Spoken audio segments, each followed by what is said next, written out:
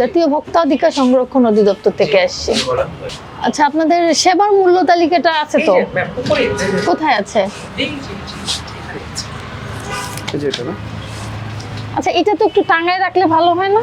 Ma'am এটা আসলে ছোট তো, এটা পেছনে রাখলে না, ছোট কেন, আপনি বড় বানাবেন। মূল্য তালিকা তো আপনার আইনে আছে, লটকায় প্রদর্শন করতে হবে। ওকে ম্যাম, ঠিক আছে। আপনারা তো এসি নন এসি দুইটাই বিক্রি করেন? শুধু এসি, নন এসি একটাও বিক্রি করেন না? নন এসির ভাড়া দিয়েছেন? না ম্যাম, নন এসি কোনো ভাড়া এখানে দেওয়া পুরোটাই এসি। এসির ভাড়াটা তাই না?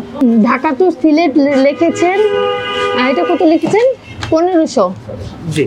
আচ্ছা, একটু আপনার দেখান দেখি যে আপনি বিক্রি করেছেন কত টাকা, এগুলো একটু। সিস্টেমে আমাদের সিস্টেম থেকে হচ্ছে করা, আমাদের এখানে এক্সট্রা হাতে কিছু করা যায় না, এই সিস্টেমের যেটা আছে সিস্টেমেটিক হতেই আসবে সব। আচ্ছা, সমস্যা নাই, যদি ভাড়া লেখা থাকে তাহলে তো সমস্যা নাই, ভাড়া তো লেখা আছে নাকি?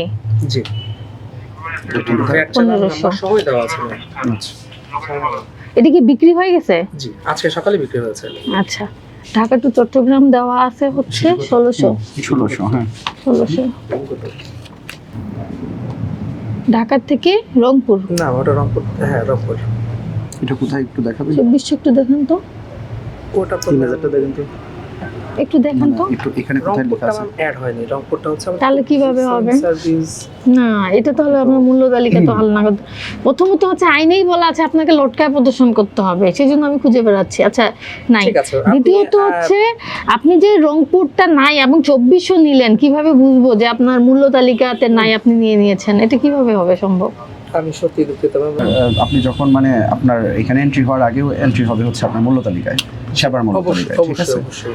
তারপরে আপনি হয়তো আপনার সফটওয়্যার এন্ট্রি দিবেন একটা নতুন একটা শহর যেখানে আপনারা নতুন বাস সার্ভিস চালু করছেন, ঠিক আছে? আপনার তো তাহলে দেখা যাচ্ছে প্রতিটা কাউন্টারে রংপুরের এরিয়াটা মূল্য তালিকা নাই। আপনারা তো মূল্য তালিকার বিষয়ে আপনি একটু সচেতন না। জানাবেন। আমি হ্যাঁ। সত্যি দুঃখিত ম্যাম, আমি হচ্ছে আজকে আপডেট করে রাখবো। আমি এটার সাথে কথা বলে আজকে আপডেট করে রাখবো। আপনাদের সচেতন না। আমি সত্যি দুঃখিত। একটু লিফলেটটা দেখি। আচ্ছা, দেখেন, সেবার মূল্য তালিকা সংরক্ষণ প্রদর্শন না করা, এখানে কি বলছে? হ্যাঁ, সংশ্লিষ্ট স্থানে সহজে দৃশ্যমান স্থানে উক্ত তালিকা লটকায় প্রদর্শন না করা। ঠিক আছে ম্যাম, বুঝতে পারছেন? এখন দেখা যাচ্ছে কি আপনার এখানে 4-5 জন আছে, সে কিন্তু দেখতে পাচ্ছে না, সে তো নিশ্চয়ই অন্যজনের উপর গিয়ে আবার দেখবে না, তাই না? সে তো অবশ্যই সামনের দিকে তাকালে স্পষ্ট দেখতে পাবে।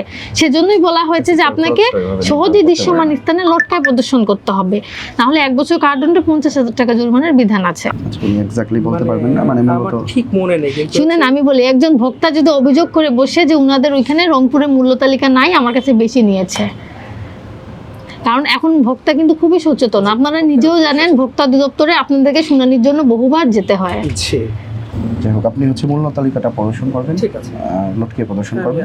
আজকে আপনাকেও সামান্য ভুলের জন্য 2000 টাকা জরিমানা করছি, যেহেতু আমরা এটা পাইনি সঠিকভাবে। একটু কথা বলি, হ্যাঁ, আপনারা এসি নন এসি দুটাই বিক্রি করেন? সরকার নির্ধারিত দাম তো জানেন, 4 দেওয়া আছে না? আচ্ছা, আপনার কয়েকটা বিক্রয় রসিদ বের করেন তো দেখি। ঢাকা থেকে কোথায়? কাপ্তাই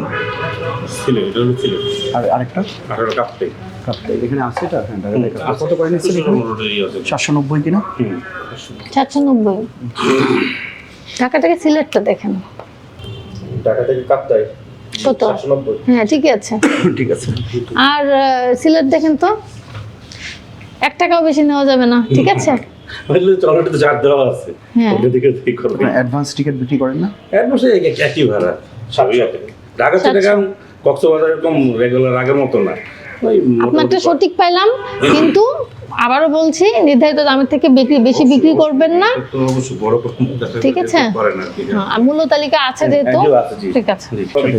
হয় না আমাদের।